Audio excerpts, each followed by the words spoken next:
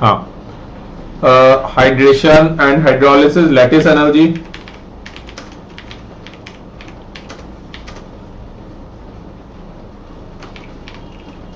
Hydration energy, solubility, types of crystals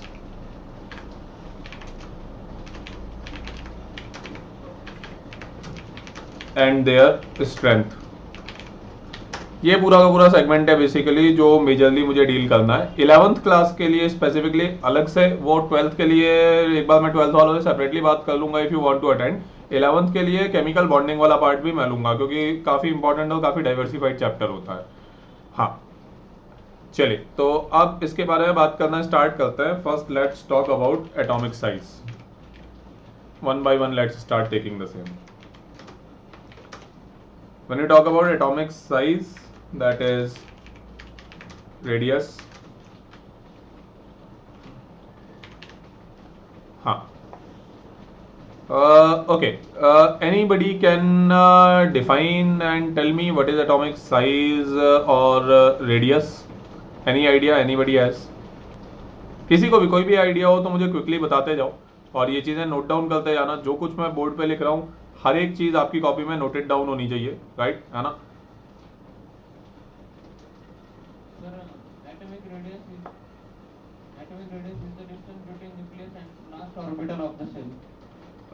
Atomic radius is distance between nucleus and last orbital of that atom. Okay. देखो basically I would say atomic size या atomic radius is the distance between nucleus and the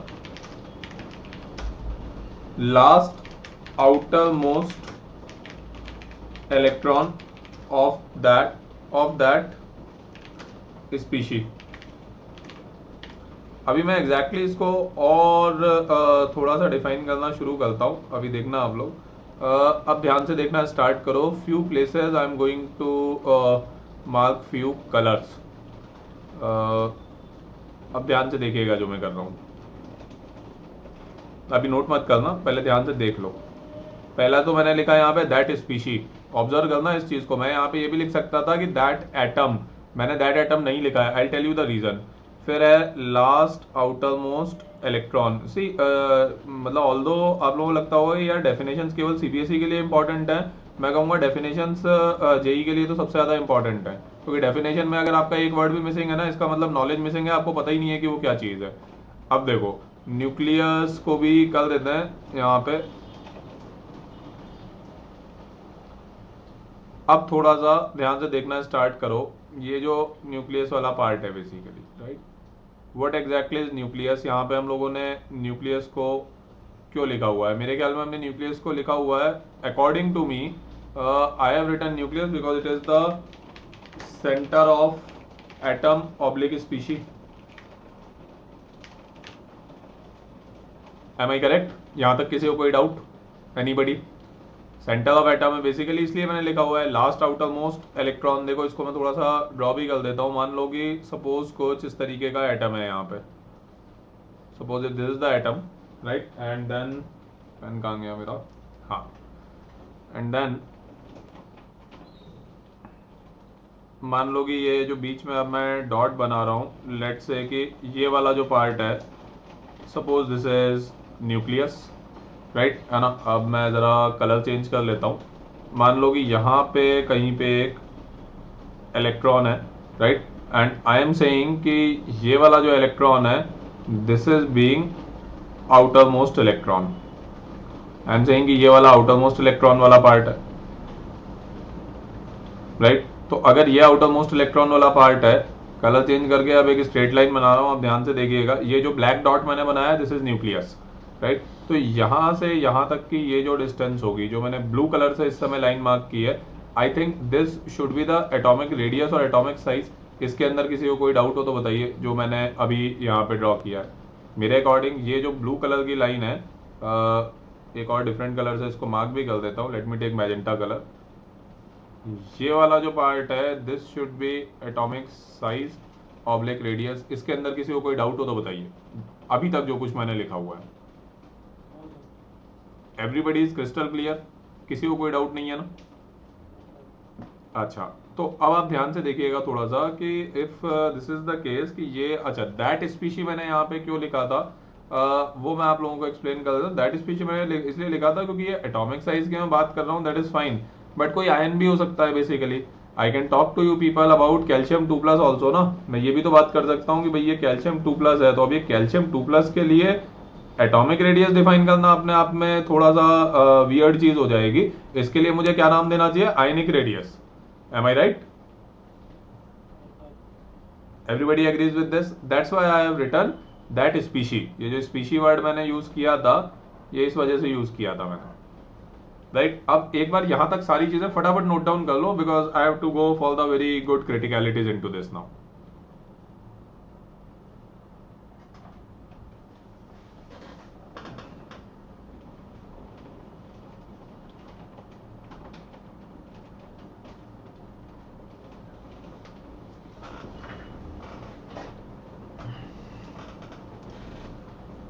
ये वाला weekend मेरे ख्याल में last weekend है जब आपका टेस्ट नहीं है। इसके बाद से हर वीकेंड पे टेस्ट रहेगा, ये ध्यान रखना। एक वीकेंड पे सीबीएसई पैटर्न पे रहेगा और दूसरे वीकेंड पे जेई पैटर्न पे रहेगा।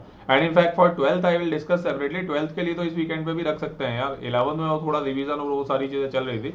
12th से एक बार मैं आज आफ्टरनून में बात कर लूंगा। I am going to take another lecture for 12th standard today.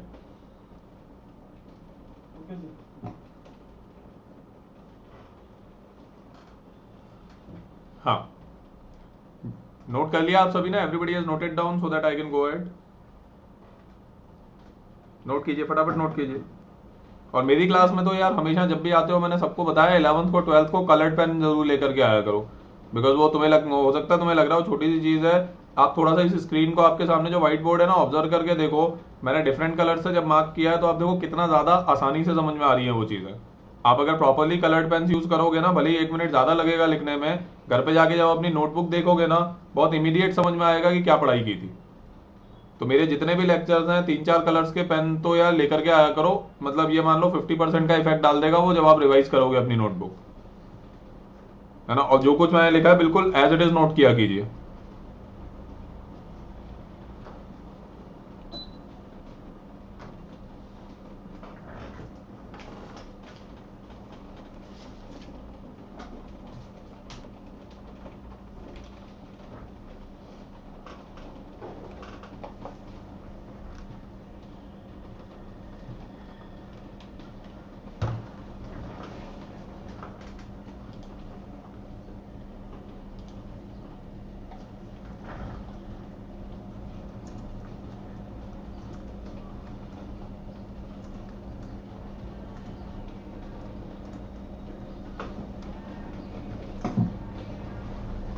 जब नोट हो जाए तो बता देना मुझे, then I will move out. हो गया everybody?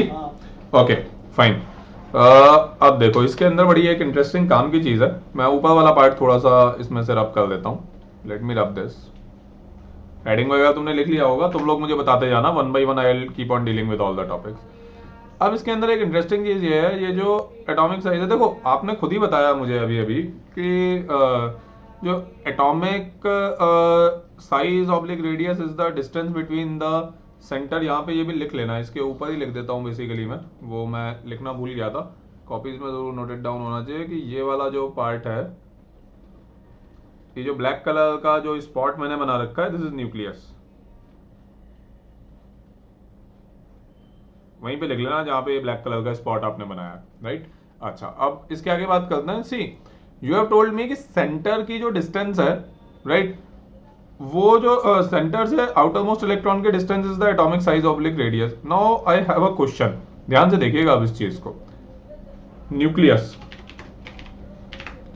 Nucleus always has very small size, है ना? दस कैन बी ट्रीटेड। हाँ बोलो। Colour dark colour. हाँ कर देते, रुको 1 मिनट, लाइन कंप्लीट करने दो, कलर चेंज कर दूंगा फिर मैं या तो उसका। Nucleus is a very small size and दस कैन बी, या तो कर ही देता हूँ यार मैं अभी, वो तुम्हें ग्रीन कलर से दिखाई नहीं देगा फिर। हाँ, nucleus, I suppose everybody knows कि न्यूक्लियस का साइज बहुत स्मॉल होता है, very small size, and if it is a very small size thus it can be treated as a point. I don't think इस लाइन में किसी को कोई ऑब्जेक्शन होगा, राइट? अब यहाँ पे एक इंटरेस्टिंग चीज निकल करके आने वाली है।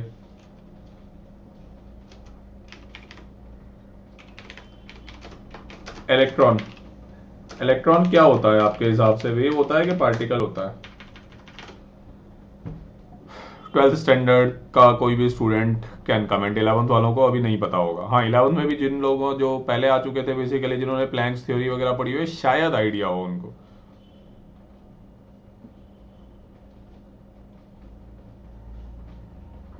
So particle. Okay, you say that this is particle. Sir, electron have dual nature. अच्छा, you say that electron has dual. Okay, this is another possibility. यहाँ पे लिख देते हैं, और I can talk about dual also. So these are the three possibilities. Let me have a brief 1 minute discussion. नीचे वाला part रब कर दूँ ना मैं? Everybody has noted down? Yes, sir. Okay, very good. Let me tell you people few things. 11th का कोई भी स्टूडेंट कमेंट करना चाहेगा? क्योंकि 11th के जो पुराने स्टूडेंट्स हैं उनको तो यार अभी थोड़े टाइम, मतलब एग्जैक्ट ये नहीं पढ़ाया था तुमको तो, लेकिन मैंने बताया था कुछ कुछ पार्टिकल और वेव नेचर के बारे में अभी कुछ टाइम, मतलब if I am not wrong, मुझे याद नहीं है बताया था या नहीं, शायद से तो बताया था। प्लैंक्स क्वांटम थ्योरी का कुछ कुछ पार्ट पढ़ा रहा था ना मैं तुम लोगों को, नहीं पढ़ाया क्या मैंने? मुझे याद नहीं है, यू कैन टेल मी। पढ़ाया सर? पढ़ाया था ना, तो कुछ कुछ तो बताया था ना तुम्हें, तो तुम लोग मुझे बताना स्टार्ट करो। सी आई विल टेल यू, अब यहाँ पे जो करेक्ट आंसर होगा मेरे हिसाब से, if you really want to ask me, तो मेरे हिसाब से तो करेक्ट आंसर होना चाहिए, मतलब इलेक्ट्रॉन की जो नेचर होगी वो तो ठीक है, मतलब आई वुड एग्री कि इलेक्ट्रॉन की नेचर डुअल नेचर होगी, लेकिन इलेक्ट्रॉन की जो डोमिनेंट नेचर होगी वो वेव नेचर होगी। Wave nature. That's what I want to say, मतलब दिस इज द, यहाँ पे इसको लिखेंगे this is the correct answer, but इसके केस में अगर हम बात करेंगे कि डोमिनेंट नेचर क्या है, तो wave is it's dominant nature, ये इसकी डोमिनेंट नेचर है बेसिकली, जहाँ पे मैंने वेव लिखा हुआ है।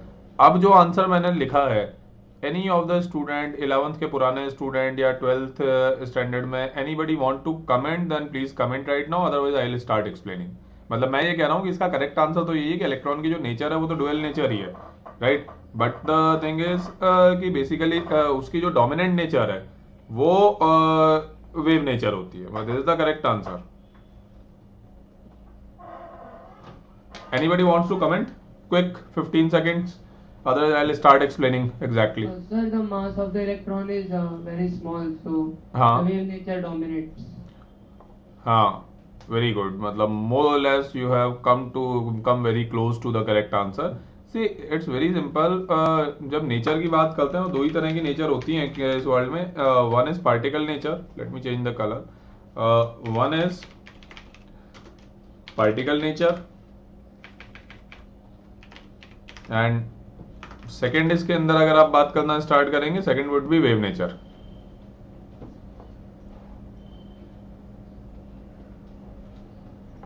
सर बोलिए। Sir, can we say like that electron is a charged particle, so when it is accelerated in the orbit, that it emits electromagnetic radiations, so it is wave nature. If something emits electromagnetic radiation तो उसकी wave nature होगी, इसकी guarantee क्या है? मतलब उसके पास में radiations हैं, उसके अंदर कुछ कुछ रेडिएशंस हैं जिनको वो बाहर भेज रहा है, राइट? Okay, sir. उसकी गारंटी नहीं है, मतलब दैट इज प्रोबेबल। हाँ, Okay, sir. तो पार्टिकल नेचर क्या होता है? पार्टिकल नेचर बड़ी सिंपल सी चीज है, something which can be broken into parts. ये होता है पार्टिकल नेचर। सिंपल चीज है, उसके नाम से ही क्लियर है, जिस चीज को आप पार्ट्स में ब्रेक कर सकते हैं। और जहां तक वेव नेचर की बात है, wave nature something which is continuous, जिसको ब्रेक नहीं कर सकते। Something which is continuous is known as wave nature. इसमें कोई तकलीफ किसी को? सिंपल है ना यार, वेव तुम लोग बनाते हो continue, wave is a pattern repetition, तो वेव तो कंटिन्यूअस ही होती है ना। पार्टिकल होता है जिसको ब्रेक कर सकते हो, इसमें कोई डाउट किसी को? ये जो मैंने लिखा है नहीं सर। ओके।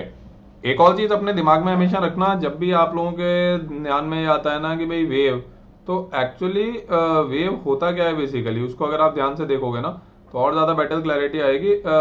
वेव जब भी आपके दिमाग में आता है, always remember wave is a vibration,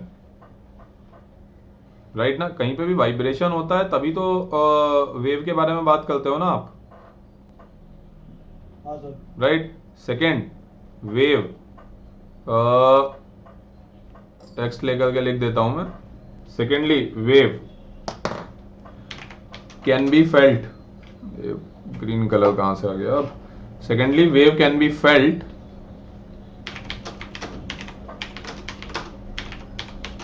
can't be seen, उसको देख नहीं सकते, उसको केवल फील कर सकते हैं, राइट ना। वेव को देखोगे कैसे है, वेव तो एक एनर्जी पैटर्न होता है। How are you going to see that?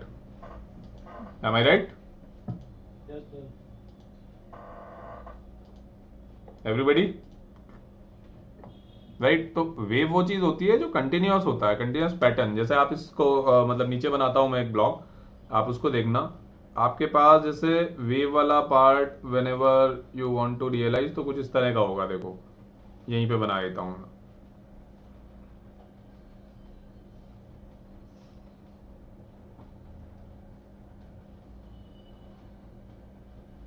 ये वेव वाला पार्ट होगा, और पार्टिकल मतलब एक बॉक्स यहाँ पे रखा हुआ होगा। तो इसके अंदर अगर आप ध्यान से देखोगे, अब इंटरेस्टिंग चीज ये है, एक काम करो, तुम जस्ट ट्राई करो कि ब्लू कलर ले रहा हूं, तुम जस्ट ट्राई करो कि ये वाला जो वेव है इसको आपने यहाँ से बीच में से ब्रेक कर दिया, और एक ये पार्टिकल है इसको यहाँ से बीच में से ब्रेक किया। अब जरा ऑब्जर्व करके देखो, वेव के बीच में ही ब्रेक करने का कोई मतलब थोड़ी है भाई। वेव तो इस डायरेक्शन में भी इनफाइनाइट है और इस डायरेक्शन में भी इनफाइनाइट है, कंटिन्यूअसली मूविंग होती है ना वो। तो उसको बीच में ब्रेक करने का क्या मतलब है? आप जिस रूम में अभी बैठे हुए हैं, आपके जो ट्यूबलाइट ग्लो कर रही है, लाइट आपको कैसे मिल रही है? वेव्स आ रही है ना, लाइट रेडिएशन ही तो आ रहे हैं। लाइट रे आ रही है नहीं आ रही है, राइट। तो जो लाइट रे आ रही है, तुम ऐसा कर सकते हो कुछ लाइट रेज को यहाँ से ब्रेक करके अपने घर पे ले जाओ, और ये वाला उसकी जो लाइट है अपने घर पे ले जाके यूज कर लो। पॉसिबल नहीं है ना, एम आई राइट? नहीं ये तो बेसिकली सिंपल सी चीज है, वो वेव तो कंटिन्यूअस है, it's a pattern, it's a repetition, continuous repetition है ना। आप यहां से यहां तक देखो, बेसिकली ये वाला जो पार्ट मैजेंटा कलर ले रहा हूं मैं, ये वाला जो पार्ट है बेसिकली यहां से लेकर के यहां तक जो मैंने मैजेंटा कलर से ड्रॉ किया है, इसको वन वेव कह सकते हैं। Can we say this as one wave? एक वेव बोल सकता हूं मैं इसको? नहीं बोल सकता हूं? I can say this as one wave ना। इसी तरीके का अब ये जो पूरा मैंने बनाया है, ये तो ये वाला जो मैंने यूनिट यहां पे बनाया है, मतलब ये वाला जो यूनिट है, ये वाला जो यूनिट है जो इस समय अब मैंने मैजेंटा कलर के अंदर लिया हुआ है, ये जो यूनिट मैंने यहाँ पे बनाया हुआ है, बस ये वाला जो यूनिट है इसका रिपीटेशन है पूरा वेव पैटर्न। ये वन वेव है। बात समझ में आई सभी को? तो वेव को तोड़ना, वेव को ऑब्स्ट्रक्ट कर सकते हो आप, उसको ब्रेक नहीं कर सकते हो। आप ऑब्स्ट्रक्ट कर दो, आपका जो ट्यूबलाइट ग्लो कर रहा है उसके आगे आप ऑब्स्ट्रक्शन लगा दो, उसको कवर कर दो, तो ठीक है, कुछ टाइम के लिए ऑब्स्ट्रक्शन हो जाएगा, आगे ट्रांसमिट नहीं कर पाएंगी, बट उसको तोड़ थोड़ी सकते हो।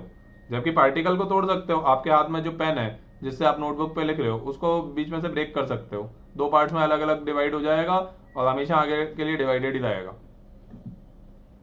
लॉजिक समझ में आया आप सभी को? यहां तक किसी को कोई डाउट?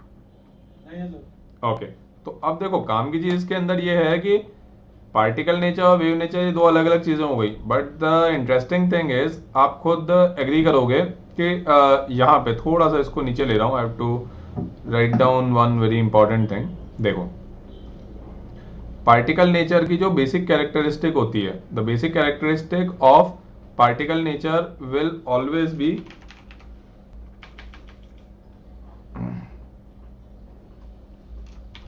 मास, और basic characteristic of wave nature, wave nature की जो बेसिक कैरेक्टरिस्टिक होती है basically that will always be wavelength. आप लोग जरा ध्यान से ऑब्जर्व करो कि if I take this line, ध्यान से देखना मैं क्या कर रहा हूं। अगर आप पार्टिकल नेचर को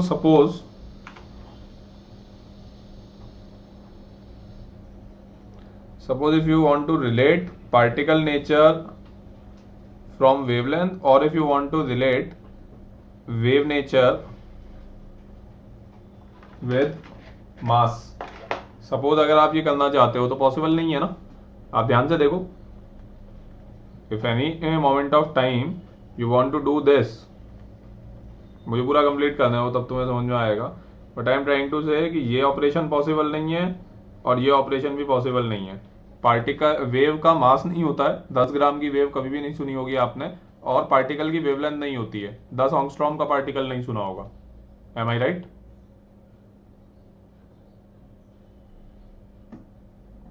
Yes, sir.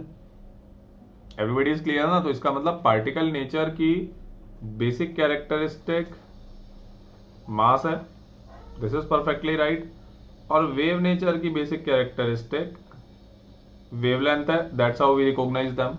इसके अंदर कोई डाउट है किसी को? Everybody is clear, perfectly all right? क्योंकि मैं पूछूंगा नेक्स्ट क्लास में, जो भी डाउट है भैया अभी पूछ लेना, क्योंकि अभी कंटिन्यूएशन में चलेगा जीआईसी वाला पार्ट, बहुत सारे कॉन्सेप्ट आएंगे इसमें। किसी को कोई doubt?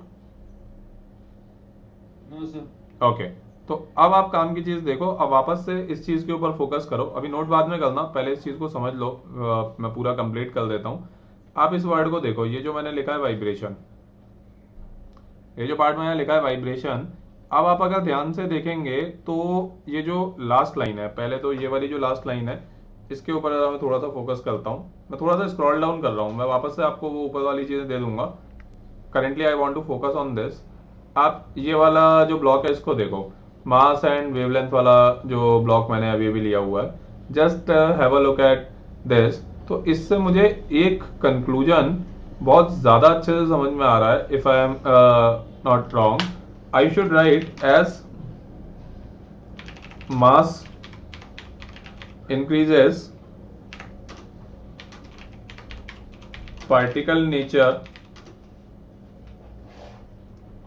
as mass increases particle nature should increase, and as wavelength increases wave nature should increase। इसमें कोई डाउट किसी को? No, sir. Everybody is completely agreed on this? Yes, sir. ठीक है, इसको एक ब्लॉक में ले लेते हैं फिर। अब आप वापस से जरा ऊपर ध्यान से देखिए, वाइब्रेशन की हम बात कर रहे थे। एक्चुअली ये वाला जो स्टेटमेंट मैंने सबसे लास्ट में लिखा है ना, ध्यान से देखो, it is also going to be very strongly supported by one particular thing. मैं थोड़ा डार्क करके एक लाइन बना रहा हूं यहाँ पे। हाँ, तो आप ध्यान से देखिएगा, एक और बड़ा इंटरेस्टिंग सा स्टेटमेंट है, as mass increases vibrations decrease. कभी भी ऑब्जर्व करो, आप दो एक्सट्रीम एग्जांपल आपको बताता हूं। एक बहुत बड़ा कंटेनर एज्यूम करो, शिपिंग यार्ड्स में होता है ना जो कंटेनर बेसिकली। अब उस कंटेनर के अंदर अगर वाइब्रेशन क्रिएट करना है, मुझे 1000 न्यूटन के ऊपर का फोर्स लगाना पड़ेगा। और ऑन द अदर साइड, यहाँ पे लिख देता हूं मैं आपके सामने, तो आप लोगों को ज्यादा बेटर रियलाइजेशन होगा। दो एक्सट्रीम एग्जाम्पल्स हैं, एक तो कंटेनर ऑफ हैवी मास, इसको एज्यूम करो, एक बेसिकली उसी के सामने लिख रहा हूं मैं, एज्यूम वेरी स्मॉल स्प्रिंग, एक बहुत ही स्मॉल स्प्रिंग को एज्यूम कर लो। अब आप देखो एक छोटी सी स्प्रिंग है, उसको वॉल के ऊपर लगा करके रख दो, उसके ऊपर 10 न्यूटन का भी फोर्स लगा करके छोड़ दोगे ना, बहुत हैवी वाइब्रेशंस क्रिएट करेगी। कंटेनर है एक हैवी मास का, 1000 न्यूटन का भी फोर्स लगाओगे ना, तब भी वो जो वाइब्रेशन क्रिएट करेगा वो आपको विजिबल नहीं होंगे। M I right? Yes, sir. तो इससे दिखाई दे रहा है ना कि मास जितना ज्यादा बढ़ता जा रहा है, एक्चुअली वाइब्रेशन बहुत कम होते जाते हैं, वाइब्रेशन बहुत कम होते जाते हैं, तो वेव नेचर ऑब्वियसली कम हो जाएगी ना। इसीलिए तो ये है, आप देखो आपके सामने बेसिक कैरेक्टरिस्टिक मास है पार्टिकल नेचर की, वेव नेचर की बेसिक कैरेक्टरिस्टिक वेवलेंथ है। समझ में आई बात आप सभी को? Yes, sir. So everybody is clear कि मास बढ़ता है तो वाइब्रेशंस रिलेटिवली कम होता है, and that is how mass वाला जो पार्ट है this is directly related to particle nature, wavelength वाला जो पार्ट है this is directly related to wave nature. Yes, sir. Right, तो इसी के नीचे मैं यहाँ पे ये वाला स्टेटमेंट भी लिख देता हूँ कि मास इंक्रीज होगा तो वाइब्रेशन डिक्रीज होंगे एंड दस वेव नेचर डिक्रीजेस। अग्रीड? ये पूरा एक सिंगल ब्लॉक में आ जाएगा। अब ये पूरा statement this is one single block. कोई doubt? No, sir. Everybody agrees with this? Yes. अब एक मिनट ऊपर देखो, नोट करने के लिए मैं टाइम दूंगा आपको, पहले ये पूरा का पूरा पार्ट ध्यान से देखो। यहाँ पे अब ये वाला जो पार्ट है ना बेसिकली कि ये डुअल है या क्या है, ये वाला पार्ट मैं कहूँगा अभी आप लोग डिस्कस नहीं कर पाएंगे। एक्चुअली हर एक बॉडी की डुअल नेचर तो होती ही है, बट इसके आगे मैं लिख रहा हूँ ये थोड़ा टाइम बाद डिस्कस कर पाएंगे। आज मैं आप लोगों से केवल डोमिनेंट नेचर डिस्कस कर पाऊंगा। इसके आगे मैंने क्लियरली लिख दिया है डिस्कस लेटर। ये discuss later basically atomic structure वाले चैप्टर में आता है, एक de Broglie and dual nature and Heisenberg principle, उसके अंदर अपने आप डिस्कस हो जाएगा। राइट, तो उसके लिए क्या होने की जरूरत नहीं है। यहाँ पे ये हम डिस्कस कर लेते हैं कि वेव नेचर उसकी डोमिनेंट नेचर क्यों है। उसका मैं बड़ा सिंपल सा रीजन अब इसी के नीचे लिख रहा हूं, since mass of electron is very less. बहुत कम होता है या नहीं होता है मास ऑफ इलेक्ट्रॉन? कम होता है, सर। होता है ना। तो भैया मास अगर बहुत ज्यादा कम होगा तो वेव नेचर ज्यादा होगी या नहीं होगी? Yes, sir. तो अब एक काम करते हैं, ये जितनी भी स्टोरी हमने यहाँ पे लिखी थी उसको थोड़ा सा उठा करके नीचे ले चलते हैं, है ना। बड़ी काम की स्टोरी है, चलो वही नीचे चलो।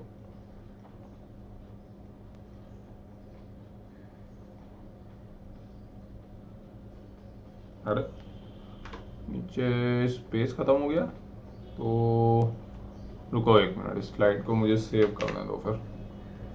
वन मोमेंट, वो नीचे स्पेस में खत्म हो गया, but I have to copy this.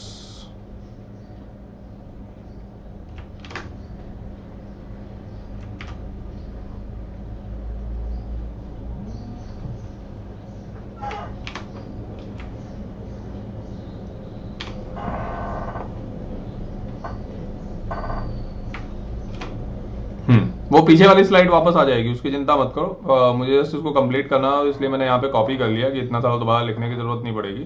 तो अब काम की चीज ये है कि since mass of electron is very less,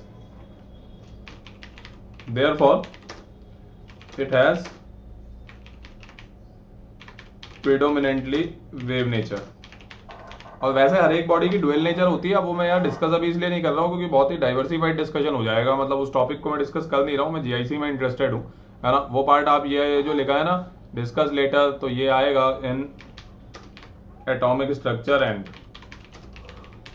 atomic structure के एंड में आएगा basically de Broglie and Heisenberg principle. उसमें आपको क्लियर हो जाएगा बेसिकली कि इसका आंसर डुअल नेचर करेक्ट क्यों है। बट अभी तो मैं इसमें इंटरेस्टेड हूँ, जैसे हर एक बॉडी की डुअल नेचर होती है। अगर आप मुझसे पूछेंगे ना क्लास में जितने स्टूडेंट बैठे हुए हैं उन सबकी भी डुअल नेचर ही है, राइट। ये अभी प्रूव हो जाएगा एटॉमिक स्ट्रक्चर के एंड में, बट इंपॉर्टेंट वो नहीं है। ज्यादा इंपॉर्टेंट चीज ये है कि क्लास में सारे स्टूडेंट बैठे हुए हैं, अगर मैं कह रहा हूँ कि आप सबकी डुअल नेचर है, तो आप ऐसा ऑब्जर्व करो कि आपके पास में आपका जो फ्रेंड बैठा हुआ है, मैं कह रहा हूँ डुअल नेचर है, इसका मतलब उसकी वेव नेचर भी है, बट अब वो वेव नेचर आपको दिखाई नहीं देगी ना। तो मैं डोमिनेंट नेचर की बात कर रहा हूँ कि एक्चुअल में क्या है, पार्टिकल नेचर ही तो दिखाई दे रही है आपको, उसकी वाइब्रेट होता हुआ थोड़ी दिखाई दे रहा है, इनविजिबल तो नहीं है ना।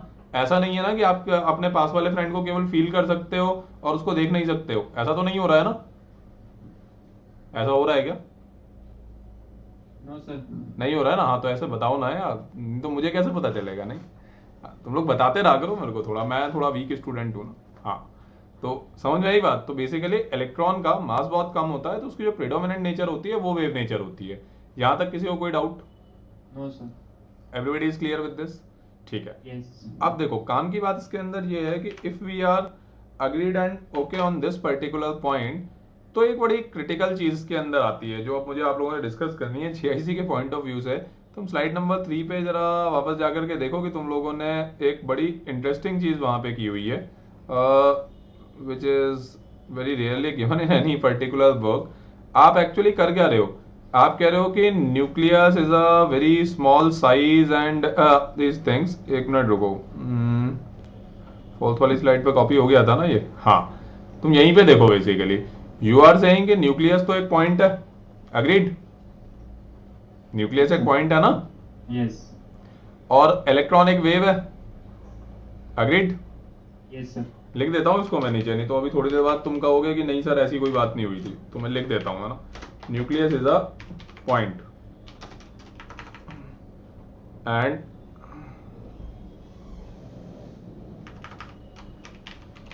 Electron is a wave. कोई तकलीफ इसके अंदर? No, sir. कोई तकलीफ नहीं है ना? अच्छा, No. न्यूक्लियस एक पॉइंट है, इलेक्ट्रॉन एक वेव है। अब इसके अंदर बड़ी काम की चीज ये है कि बेसिकली आप मुझसे ये कहना चाह रहे हो, ध्यान से देखना कि तुमने मतलब कितनी इंटरेस्टिंग चीज ऑलरेडी की है अभी अभी। व्हाट यू वांट टू से इज कि सर ये पॉइंट है, इसको ले लो, और ये वेव है, और इसके बीच की जो डिस्टेंस है वो एटॉमिक साइज है। मतलब ये कैसे संभव है? एक पॉइंट और एक वेव के बीच की डिस्टेंस कैसे मेजर की जा सकती है? दो पॉइंट्स के बीच की डिस्टेंस मेजर कर सकते हो यार? वेव तो कंटिन्यूसली मूविंग है, एक रिपीटेशन है, एक पैटर्न है, कहाँ मेजर करूं? मतलब अगर तुम मुझे कहते भी हो कि सर ये वाला एक पॉइंट है, this is a point, right, और ये एक वेव है, ये लो, मैं तो एक सिंगल वेव ही बना रहा हूँ, अब क्या मेजर करूं? इस पॉइंट की कौन से पॉइंट से डिस्टेंस मेजर करूं? वेव का तो एम्पलीट्यूड होता है, पूरी की पूरी वेवलेंथ होती है उसकी। तो समझ में आई बात? बात समझ में आई? क्यों ये सब मैं डिस्कस कर रहा था? इसलिए हाँ, सर। डिस्कस कर रहा था because everywhere first you study कि हाँ आउटर मोस्ट डिस्टेंस की जो वेव का वगैरह बेसिकली एटॉमिक स्ट्रक्चर में भी बोर मॉडल के बाद में जाकर के पढ़ते हो। अभी जैसे मुझे एक स्टूडेंट ने बताया था ना कि इलेक्ट्रॉन इज अ पार्टिकल, तो हाँ बात उसकी बिल्कुल सही है। बोर मॉडल अभी आप लोग जब पूरा स्टडी कर लेंगे ना 11th वाले स्टूडेंट, और 12th वालों को शायद थोड़ा बहुत याद होगा, बोर मॉडल का ड्रॉबैक ही यही है कि उसने इलेक्ट्रॉन को पार्टिकल एज्यूम कर लिया था। इसीलिए तो वो आगे जाकर के जो मॉडर्न एटॉमिक मॉडल है, बोर मॉडल के बाद में आप क्या पढ़ते हो? मॉडर्न एटॉमिक मॉडल पढ़ते हो ना, क्वांटम मॉडल जिसको वेव एटॉमिक मॉडल कहते हैं। वो कब पढ़ते हो? जब डी ब्रोगली हाइजेनबर्ग प्रिंसिपल पढ़ लेते हो, पूरी कहानी क्लियर हो जाती है कि भैया इलेक्ट्रॉन पार्टिकल वगैरह नहीं है। उसके बाद में ही तो आगे जाकर के वो सारी की सारी स्टोरी डिस्कस करते हो, राइट, है ना? So now the same thing applies over here कि आप कह रहे हो कि एटॉमिक रेडियस है न्यूक्लियस और एक आउटर मोस्ट इलेक्ट्रॉन के बीच की डिस्टेंस। अब इलेक्ट्रॉन तो वेव है, एक्चुअल में तो वेव ही है, बॉल ने पार्टिकल माना हुआ था, वो सारी बात ठीक है, तो इसीलिए तो फेल हुआ था ना मॉडल, केवल वन इलेक्ट्रॉन सिस्टम के ऊपर अप्लाइड है। उसके बाद मल्टी इलेक्ट्रॉन के लिए फेल हो गया था ना, तभी तो क्वांटम एटॉमिक मॉडल को डिस्कवर करना पड़ा था, राइट? तो जो एक्चुअल फैक्ट है वो तो यही है ना कि इलेक्ट्रॉन इज अ वेव। अब वेव और पॉइंट के बीच के डिस्टेंस कैसे मेजर करूं? How is it possible? Sir थोड़ी स्पीड कम कीजिए, सुनाई नहीं दे रहा है अंकल। हाँ दोबारा से बता देता हूं मैं। माई क्रिटिकल क्वेश्चन इज कि न्यूक्लियस एक पॉइंट है और इलेक्ट्रॉन एक वेव है। ये बात हम लोगों को समझ में आई? इसके अंदर कोई डिसएग्रीमेंट अभी तक? No sir. हाँ, तो मैं बड़ी सिंपल सी चीज कह रहा हूं कि अब हम कह रहे हैं कि सर जो एटॉमिक रेडियस है, ये वाली जो डिस्टेंस आपने मुझे बताई थी, दिस वाज एटॉमिक साइज। यही बात हुई थी ना?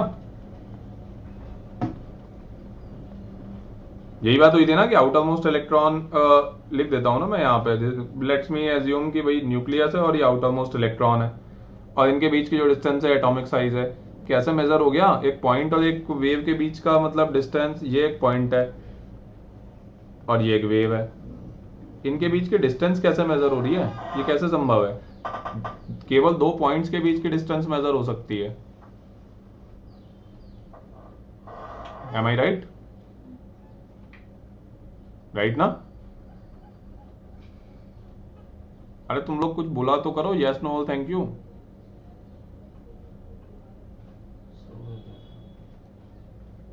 Yes sir. थोड़ा स्पीडली रिस्पॉन्ड किया करो यार क्लास में, ऐसे बिल्कुल साइलेंट बैठ के थोड़ी काम चलेगा। मैं दीवारों को थोड़ी बढ़ा रहा हूँ। Okay sir. हाँ, तो ये पॉइंट और वेव के बीच की डिस्टेंस मेजर नहीं हो सकती है ना?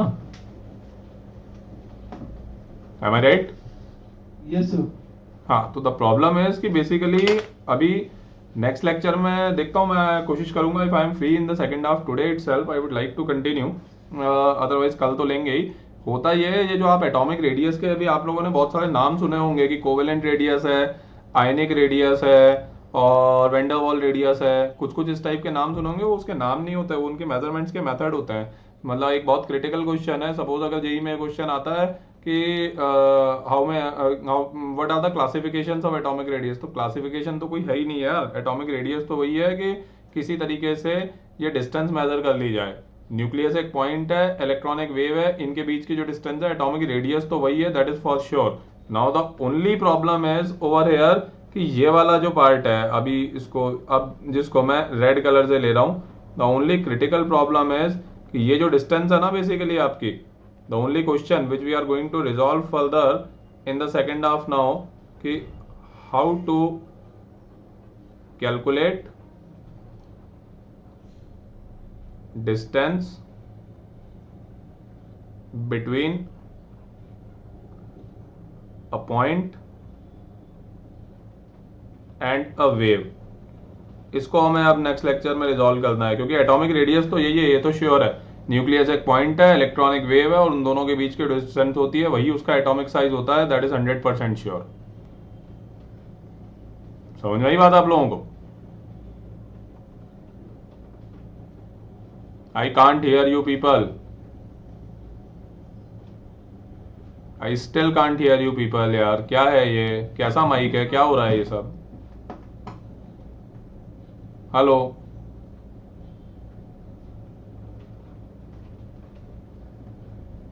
Hello, I can't hear you people. आवाज ही नहीं आ रही है आप लोगों की, क्या हो रहा है ये? हेलो। हाँ, I can hear you now. नहीं, I can hear you now, but मतलब क्या था, प्रॉब्लम क्या था? I want to resolve all this kind of problem once in a while. What was the problem? Don't know sir. अरे यार, अजय जी को बुला करके आप लोग एक बार में ये प्रॉब्लम रिजॉल्व कर लो यार, ये लेक्चर का फ्लो ब्रेक होता है, मजा नहीं आता फिर। कम्युनिकेशन तो क्लियरली बहुत जरूरी है ना, कंटिन्यूअस। सर सब में एक ही माइक है इसलिए प्रॉब्लम हो रहा है। नहीं नहीं, एक माइक है तो जिसके पास भी है यार, that person can at least speak ना। माइक किसी ना किसी के हाथ में तो रहा होगा ना। And why do you people switch off the mic? Mic is not working. Mic is not working मतलब? I couldn't get you. Sir, mic was not working for a while. ठीक है, चलो कोई बात नहीं, देख लेते हैं ना अभी 10:25 पाटिल सर के साथ ये सब मैं बात कर लूंगा, बिकॉज काफी सारे लेक्चर्स लेना है। Yes, चलो sir. खैर काम की बात करते हैं अभी तो बेसिकली अब हमारी जो प्रॉब्लम है, प्रॉब्लम ये है कि एटॉमिक साइज तो न्यूक्लियस और इलेक्ट्रॉन के आउटर मोस्ट इलेक्ट्रॉन के बीच की डिस्टेंस ही है, that is definitely the atomic size, right है ना। लेकिन हमारा इशू ये है कि उसको मेजर कैसे करेंगे, how to calculate the distance between a point and a wave. बात समझ में आई आप लोगों को? हाँ सर। राइट, तो इस पॉइंट को, ये जहाँ पे अब मैं एस्टेरिक मार्क कर रहा हूँ, इस पॉइंट को बेसिकली हमें नेक्स्ट क्लास में अब रिजॉल्व करना है कि बेसिकली हाउ टू मेजर। ये क्लियर है? Anybody has any sir doubt? आपकी आवाज कट रही है। अरे यार, आप लोगों की आवाज रिबाउंड हो रही है, I don't know unfortunately suddenly how it has sir happened. आपकी भी आवाज कट रही है। इशू यार। हाँ हाँ, तो आप लोग, हेलो।